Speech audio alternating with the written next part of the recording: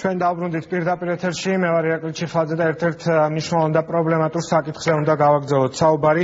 C ჰეპატიტის მკურნალობა ციხეებში იწყება აღნიშნულთან დაკავშირებით. სასჯელ ახსნების სამინისტრომ უკვე ოფიციალურად დღეს გააკეთა განცხადება. ბოლო წლების განმავლობაში ამ საკითხთან დაკავშირებით საკმაოდ ბევრი მოსაზრება არსებობდა და პრეტენზიები მთავრობის მიმართ, თუმცა კონკრეტული სახელმწიფო პროგრამა არ არსებობდა. დღეს გადაცემაში მონაწილეობას მიიღებენ სასჯელ ახსნების მინისტრის მოადგილე არჩილ თალაკვაძე, ინფექციური პათოლოგიის, შიდსისა და კლინიკური იმუნოლოგიის სამედიცინო ცენტრის გენერალური დირექტორი თენგიზ ცერცვაძე და ეპიდემიოლოგი ნატა ავალიანი. დიდი მადლობა ბატონო და ქალბატონ ნატა სტუდიაში მობრძანებისთვის და პირველ რიგში ბრძოლდი ინიციატივის შესახებ ვკითხავ ბატონ არჩილს. ბატონ არჩილ, რა მასშტაბებს მოიცავს ეს არის საპილოტო პროგრამა თუ მთლიანად სასჯელ ახსნების სისტემაზე იქნება გათვლილი? მოგესალმებით, დიდი მადლობა მოწვევისთვის. ნამდვილად ძალიან მნიშვნელოვანი თემაა, იმიტომ რომ C ჰეპატიტი იყო სასჯელ ახსნების სისტემაში დღემდე სიკვდილობის ერთ-ერთი მთავარი გამოწვევი მიზეზი და მკურნალობის ხელმისაწვდომობის კუთხით ქვეყანას ჰქონდა ძალიან სერიოზული პრობლემები და კრიტიკის ქვეშ ექცეოდა წლების განმავლობაში, როგორც საერთაშორისო მონიტორინგის ორგანოების მხრიდან, ასევე საერთაშორისო სასამართლოში და ეროვნულ სასამართლოებში.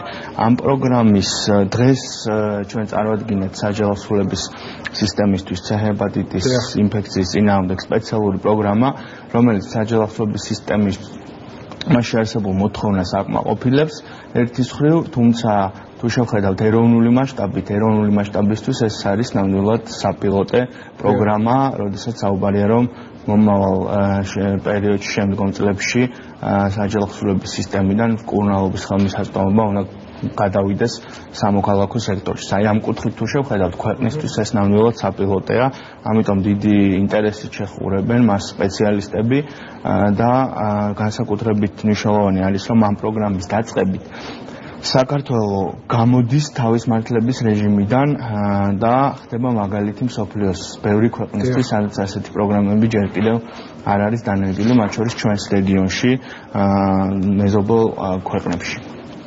საინტერესოა, გვაქვს თუ არა რაიმე სტატისტიკა, იგივე რამდენი პატიმარი შეიძლება იყოს ამ ვირუსით დაავადებული?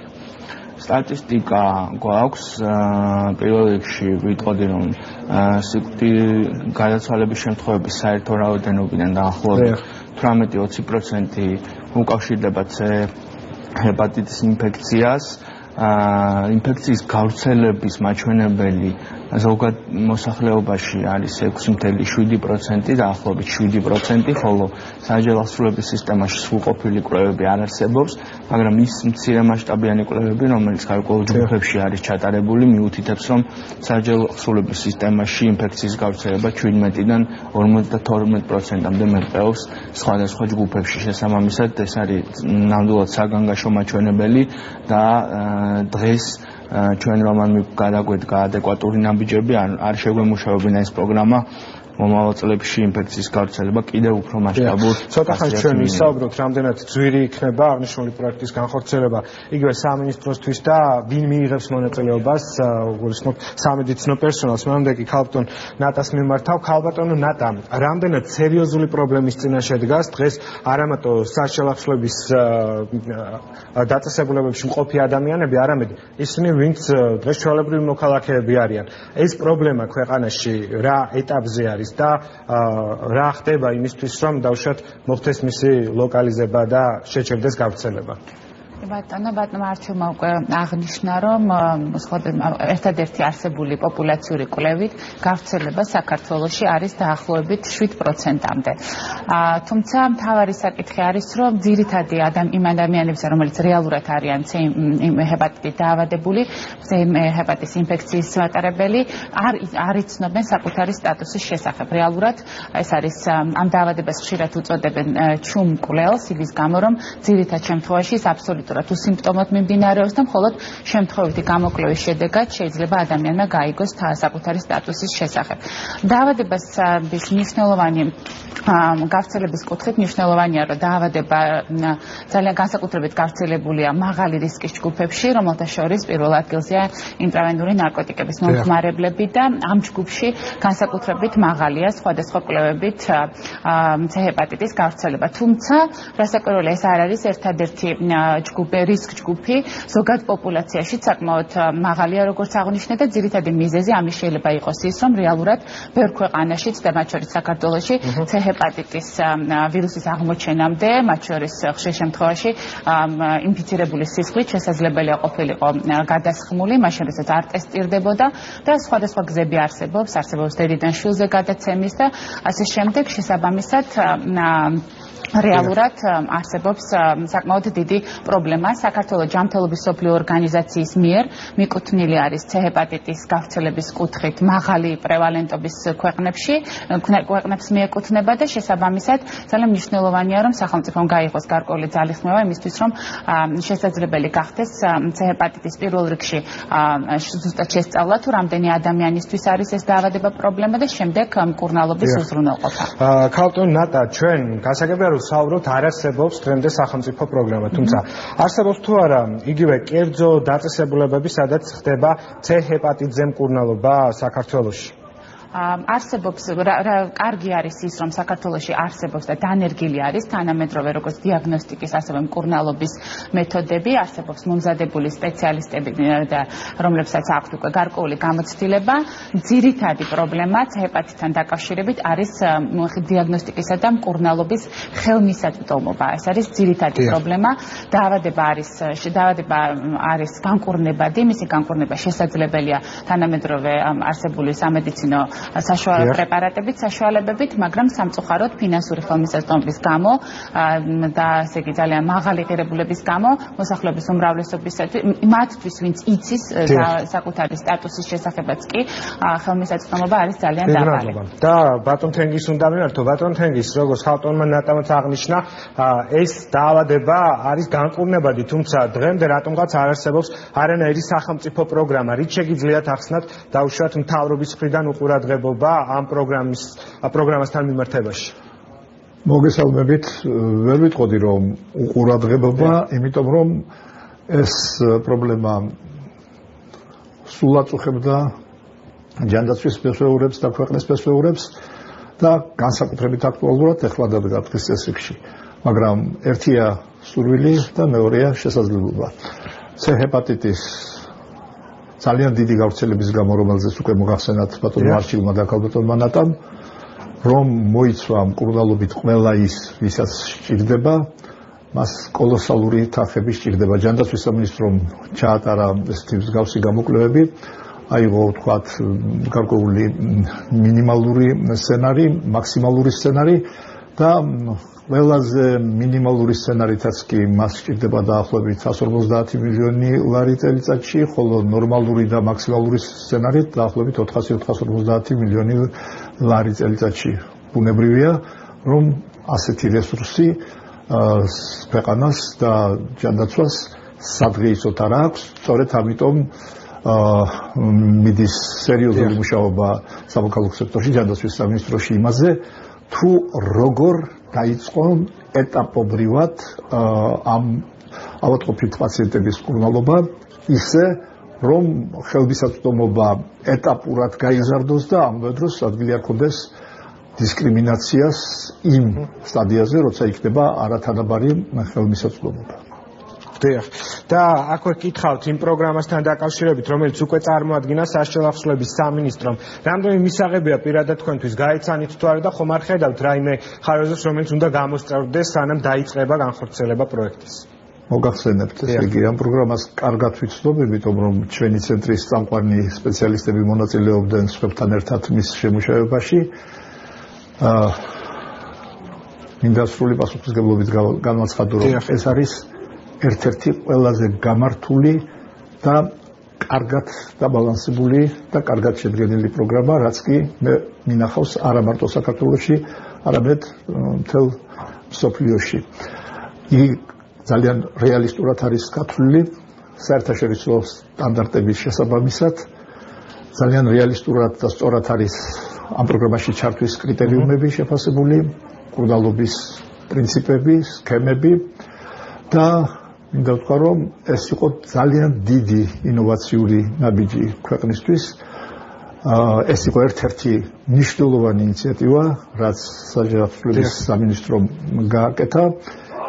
რამოდენიმე მიზეზით, ერთი, იმიტომ რომ როგორც ბატონო არჩილმა ბრძანა, ამით შეიქმნება შესანიშნავი პრეცედენტი, რომ საქართველოს მოიპოვოს პატივისცემა ცივილიზებულ მსოფლიოში, იმით რომ ის თავის პატიმრებს საერთაშორისო სტანდარტების მიხედვით ექცევა და მკურნალობს, რასაც ვერ ახერხებს ვერც ერთი პოსტსაბჭოთა ქვეყანა ჯერჯერობით. ანუ პოსტსაბჭოთა სივრცეში ეს არის პირველი. დიდი მადლობა. მინდა გითხრათ ერთი რამე. მეორე ძალიან დიდი მნიშვნელობა, ეს არის პრეცედენტის პრინციპი.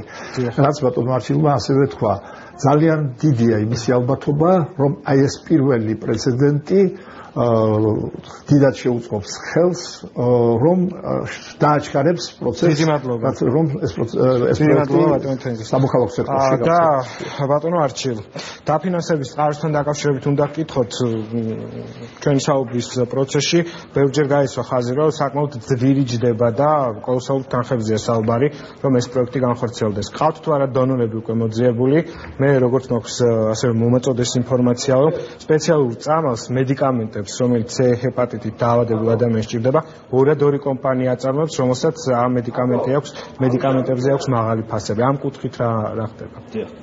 ეს ძალიან საინტერესო შეკითხვაა. პირველად მინდა დაუბრუნდე თვითონ მასშტაბებს ამ პროგრამის. საჯელახსოვრების სისტემაში პროგრამის დაწყების შედეგად ათასობით ადამიანი მომავალში იქნება დაცული დაინფიცირებისგან. დაახლოებით 3000 ადამიანს ჩაუტარდება წელიწადში სიღრმისეული დიაგნოსტიკა, რომელიც საკმაოდ ძვირი ხის და არ არის ხელმისაწვდომი ბევრი ადამიანისთვის და 500-მდე პაციენტი წელიწადში უზრუნველყოფილი იქნება მკურნალობით, რაც საჯელახსოვრების სისტემისთვის არის ძალიან მაღალი მარჩვენებელი და მაღალი მოცვა.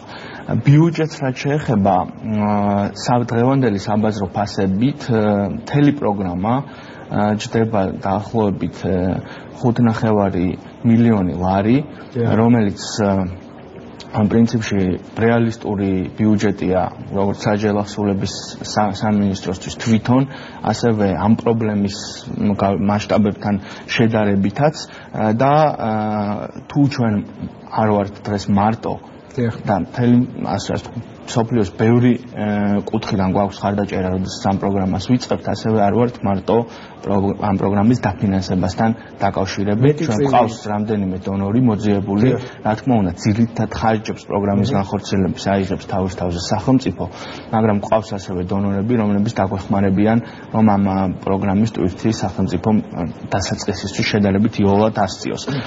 თუმცა მოქალაქეების და ზოგადად საზოგადოების საყურადღებოდ მინდა ვთქვა, რომ პროგრამის დაწყება საჯელახსოვრების სისტემაში დიდი ალბათობით გამოიწვევს ამ C ჰეპატიტის მკურნალობაზე ფასების შემცირებას მთელს ქვეყანაში და მთავრობა დღეს აკეთებს მაქსიმუმს, რომ ეს ფასდაკლება იყოს მიღწეული არა მხოლოდ საჯელახსოვრების სისტემაში, არამედ მთელს ქვეყანაში ყველა იმ პაციენტისთვის, რომელიც არის ინფიცირებული და რომელთაც სჭირდებათ მკურნალობა. მე მგონია, რომ მოსახლეობისთვის ეს იქნება დიდი შეღავათი, თუ ამ მნიშვნელოვან ფასდაკლებას ჩვენ მივაღწევთ პროგრამის დაწყების შედეგად და შემდგომში უკვე დარწმუნებული ვარ, რომ ჯანდაცვის სამინისტროც გადადგამს ძალიან ეფექტურ ნაბიჯებს, რომ ქვეყანაში ხელმისაწვდომობის პრობლემა აღმოიფხვრას. თუმცა მაინც ფასების კრება არის ყველაზე მთავარი, რადგან მოქალაქეებს უკვე იზრდება თეორიული და რეალური შანსიც, რომ თავად დააფინანსონ ეს მკურნალობა და თუკი საჯელახსოვრების სისტემაში თავისუფლების აღკვეცის პირობებში სახელმწიფოს აქვს პირდაპირ ვალდებულება, რომ ეს მკურნალობა მიაწოდოს ინფიცირებულ პატიმარს, სამოქალაქო სექტორში ესეთი პირდაპირ ვალდებულება თქვათ უფრო უკავშირდება ქვეყნის შესაძლებლობებს და შესაბამისად თუ მთავრობა დღეს შეძლებს ფასების შემცირებას, ეს იქნება ძალიან დიდი მნიშვნელობა. დამსაკითხს ბატონ ნატას უნდა მიმართოთ ცოტა ხანს, თუმცა ძალიან მოკლედ რომ პასუხოთ, არსებობს იმ ქვეყნებში, სადაც C ჰეპატიტთან დაკავშირებით სახელმწიფო პროგრამები ან იგივე სასჯელ აღსრულების სისტემაში ამასთან დაკავშირებით ბრძოლა აქტიურად მიმდინარეობს. ხდება იგივე დანაშაულის ჩადენა, მსუბუქი დანაშაული იმისათვის, რომ ამით ინფიცირებული პირი მოხდეს ციხეში და სრულიად უსასყიდლოდ მას უმკურნალონ ამ დაავადებასთან დაკავშირებით. ძალიან დიდი მადლობა ამ შეკითხვისთვის. პირდაპირ გეტყვით, რომ ჩვენი პროგრამის სტრუქტურიდან გამომდინარე ეს არის შეუძლებელი, რომ ადამიანმა დანაშაული ჩაიდინოს, მოხდეს სასჯელ აღსრულების სისტემაში, იმისთვის რომ მკურნალობაში ჩაერთოს, ეს პრაქტიკულად არის შეუძლებელი, იმიტომ რომ მკურნალობაში ჩართვა ხდება სპეციალური კრიტერიუმების საფუძველზე, ეს არის როგორც კლინიკური, ასევე არაკლინიკური კრიტერიუმები და შეუძლებელია, რომ მხოლოდ დანაშაულის ჩადენა გახდეს გარანტია, რომ ვინმე ამ მკურნალობას მიიღებს. აქედან გამომდინარე, ყველა იმ ადამიანს, რომელიც ნაკლებ არის ინფორმირებული და თქვა 1%-ით მაინც გონია, რომ დანაშაულის ჩადენით ამ მკურნალობას მიიღებს სასჯელ აღსრულების სისტემაში, მინდა უთხრა, რომ ეს ვერ მოხდეს. მოდი ქალბატონ ნატასაც მოვსმენთ. ქალბატონ ნატა, კრიტერიუმები და თუ შეიძლება იქნებ გავმიჯნოთ სასჯელ აღსრულება და საზოგადოება, რომელიც ჩვეულებრივად ცხოვრობს და აწუხებთ ეს პრობლემა. რაიმე კრიტერიუმები არსებობს თუ არა, ან ვიცით თუ არა, როგორ უნდა მოხდეს პირველ ეტაპზე კონკრეტული ადამიანების თუნდაც პროგრამაში ჩართვა და ასევე საინტერესო იქნება ის პროექტი, რომელიც ხორციელდება სასჯელ აღსრულების სისტემაში. მოახდენს თუ არა ფასების დაწევას მკურნალობის კუთხით საზოგადოებაში. პენტენციალურ სისტემაში პროგრამას ძალიან დიდი მნიშვნელობა ექნება სამოქალაქო სექტორისთვის ნამდვილად. პირველ რიგში აღინიშნა, რომ აუცილებლად კონკურენტული შესყიდვის პირობებში მოსალოდნელია, რომ ფარმაცევტულმა კომპანიებმა მნიშვნელოვნად დაწიონ ფასები მკურნალობაზე. შესაბამისად, ასეთი პრეცედენტი უკვე არსებობს და ვინაიდან აქ მნიშვნელოვანი რაოდენობის პაციენტებია გათვალისწინებული, ვარაუდობთ, რომ ასეთი პრეცედენტი მოხდება სწორედ გამეორდება და ამ პროგრამაშიც. გარდა ამისა, მინდა აღვნიშნო, რომ ამ პროგრამას აქვს ასევე მნიშვნელოვანი, ესე ვთქვათ, საზოგადოებრივი ჯანმრთელობის კუთხით კომპონენტი. ეს არის პრევენციული კომპონენტი, საგანმანათლებლო კომპონენტი, თავად დიაგნოსტირების და სკრინინგის კომპონენტი. ძალიან მნიშვნელოვანია იმ თვალსაზრისით, რომ როდესაც მკურნალობა განხორციელდება პენტენციალურ სისტემაში, რეალურად მკურნალობა იქნება პრევენცია, ამავე დროს დაავადების გავრცელებისა საზოგადოებაში. ვინაიდან საპატიმრო დაწესებულებიდან განთავისუფლების შემდეგ განკურნებული პაციენტები ნაკლებად მოსალოდნელია, რომ მოხდეს ინფექციის შემდგომი შესაძლო გავრცელება ასევე საზოგადოებაში.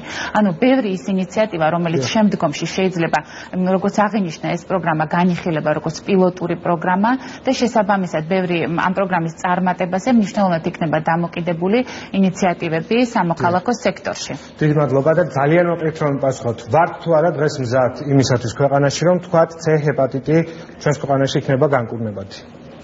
ვფიქრობ, რომ ძალიან ბევრი ადამიანი მუშაობს და ზრუნავს ამ საკითხზე. ეს არის ძალიან მნიშვნელოვანი. ძალიან ბევრი ადამიანს აქვს ეს ძალიან გათავისუფლებული. ეს არის პირველ რიგში რასაკვირველია სახელმწიფო, ასევე სამოქალაქო საზოგადოება, სათემო ორგანიზაციები, ასევე ყველა ის საზოგადოებრივი ჯანმრთელობის სპეციალისტები, კლინიცისტები, ყველა არიშურებს ძალისხმევას იმისთვის, რომ ეფექტური გზა იპოვოს იმისთვის, რომ განხორციელდეს პროგრამის შემუშავება და დანერგვა საზოგადოებაში. მადლობა რომ მიიღეთ გადაცემაში მონაწილეობა. სასჯელ აღსრულების მინისტრის მოადგილე არჩილ თალაკვაძე, ინფექციური პათოლოგიის, შიდსისა და კლინიკური იმუნოლოგიის სამედიცინო ცენტრის გენერალური დირექტორი თენგიზ ცერცაძე და ეპიდემიოლოგი ნატა ავალიანი იყვნენ ჩვენი სტუდიის სტუმრები. რეკლამის დროა, რეკლამის შემდეგ თიაშველიძე უკვე ბიზნესის დრო და სტუდიის სტუმრები.